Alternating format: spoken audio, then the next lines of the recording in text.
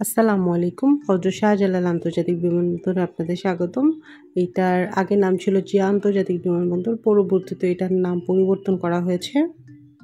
শাহজালাল আন্তর্জাতিক বিমানবন্দর বাংলাদেশকে বিশ্বের বিভিন্ন গুরুত্বপূর্ণ শহরগুলোর সাথে সংযুক্ত করেছে। বিমান বাংলাদেশ এয়ারলাইন্স এই বিমানবন্দর থেকে ইউরোপ এবং এশিয়ার 18টি শহরে চলাচল করে। এই বিমানবন্দরটি বাংলাদেশ বিমান বাহিনীর ঘাঁটি হিসেবে ব্যবহৃত হয়ে থাকে। ঘাঁটিটির নাম বিএফ ঘাঁটি বঙ্গবন্ধু। তো আজকে আমার বিমানবন্দরে আসার উদ্দেশ্য হচ্ছে আমি বাংলাদেশ থেকে থাইল্যান্ড যাচ্ছি। আমার গন্তব্যস্থল হচ্ছে সুবর্ণভূমি বিমানবন্দর ব্যাংকক। তো আমাদের ফ্লাইট ছিল 10:30টার দিকে। ইউএস বাংলা এয়ারলাইন্সে করে আমরা সুবর্ণভূমি এয়ারপোর্টে যাচ্ছি। আমাদের এয়ার টিকিট পড়েছিল 32,000 টাকার মতো।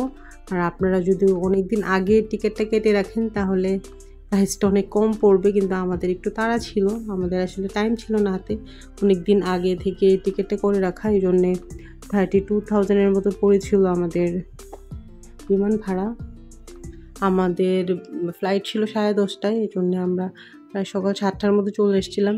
আর আমরা যেহেতু দেশের বাইরে যাচ্ছি এই জন্য আমাদের ইমিগ্রেশনের ব্যাপার ছিল, তো আমরা 7:30টার দিকে এসে পৌঁছাই। তো আমাদের হাতে এনাফ টাইম ছিল, তো কিছুক্ষণ বসেছিলাম।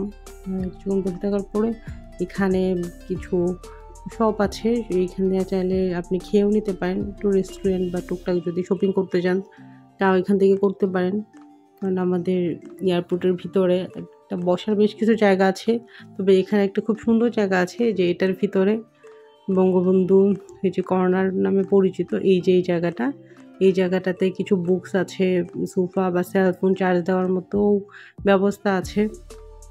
এই যে সোফাগুলো আছে, এই সোফাগুলোর নিচে চার্জিং পয়েন্ট আছে, চাইলে আপনার ল্যাপটপ, সেলফোন বা ক্যামেরা থাকলে চার্জ করে নিতে পারেন। অবশ্যই সময়টা বই পড়েও কাটিয়ে দিতে পারেন। আর এর পাশেই আছে রেস্টুরেন্ট থেকে কিছু যদি খাবার কেনাকাটা করা লাগে বা ড্রিঙ্কস নিতে হয় আপনি নিয়ে নিতে পারেন। আর আমাদের ইমিগ্রেশন কমপ্লিট হয়ে গিয়েছে। আসলে ইমিগ্রেশনে তো ভিডিও করা যায় না, আপনারা জানেন, এই জন্যে ইমিগ্রেশনে আমরা আর ভিডিও করিনি। আমি ইমিগ্রেশন শেষ করে যখন ওয়েট করছিলাম তখন এয়ারপোর্টটা ভিডিও করেছি। তো ইমিগ্রেশন মোটামুটি শেষ, আমাদের বোর্ডিং পাস সব কিছু কমপ্লিট হয়ে গিয়েছে। আস্তে আস্তে আমরা সামনের দিকে যাচ্ছি। তো এই জায়গাগুলোতে আসলে ভিডিও করা খুবই ঝামেলা, ভিডিও সহজে করা যায় না, এই জন্যে আমি ক্যামেরাটা আসলে একদম নিচু করে ধরে রেখেছি, যেন মনে হয় এমনি আমি হাতে করে ক্যারি করছি। তো ভিডিও করার জন্য যেভাবে উপরে ধরতে হয় ওভাবে আমি নিচ্ছি না, আমি হাতের নিচ দিয়ে ধরে নিয়ে যাচ্ছি, কারণ অনেক সময় ওখানে যারা স্টাফ আছে ওরা ঝামেলা করে ভিডিও করলে। এই জন্য ভিডিওটা দেখতে একটু অকওয়ার্ড লাগছে, বাট এয়ারপোর্টের ভিডিও আসলে সামনাসামনি করা যায় না, এই জন্য আমি হাত দিয়ে হাঁটার সময় নিচে উপরে ধরে রেখেছিলাম। কিন্তু এখানে আমাদের একটু সিরিয়াল ধরতে হবে, সিরিয়াল ধরে তারপরে এই যে সামনে যে গেটটা আছে গেটটা পার হয়ে যেতে হবে।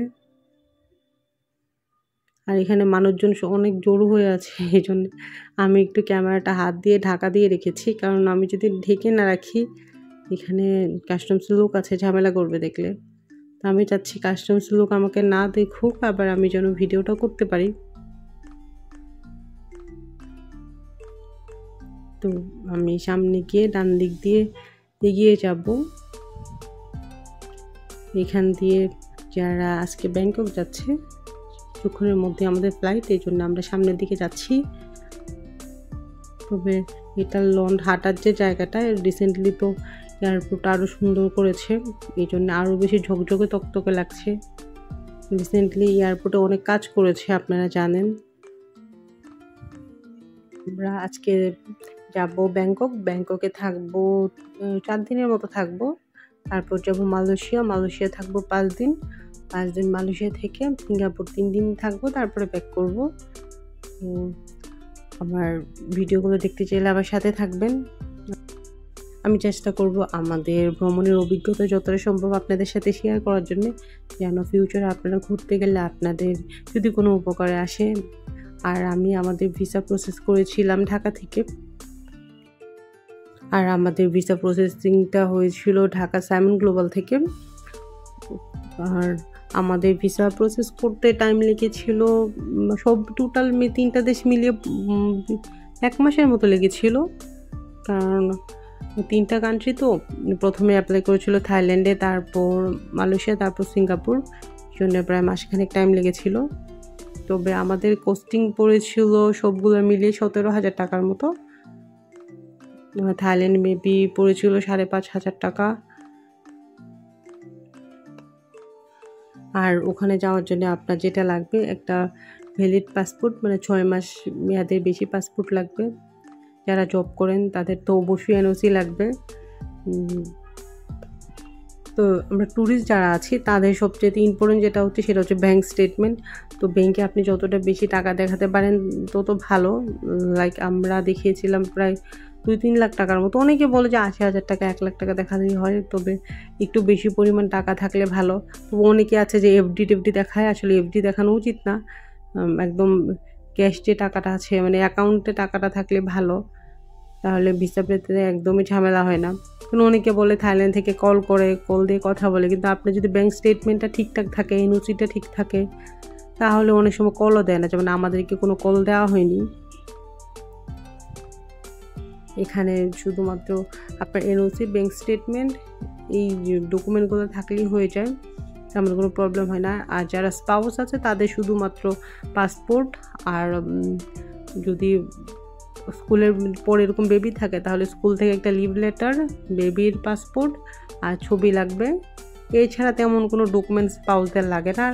আমার শুধুমাত্র লেগেছিল আমার পাসপোর্ট আর এনআইডি। যেহেতু আমার হাজব্যান্ডই আমাদের স্পন্সর করছিল, দ্যাটস ওয়াই আমার হাজব্যান্ডের ব্যাঙ্ক অ্যাকাউন্ট ওগুলাতেই হয়ে গিয়েছে। আমার আলাদা করে ব্যাঙ্কে অ্যাকাউন্টে কোনো টাকা দেখানো লাগেনি।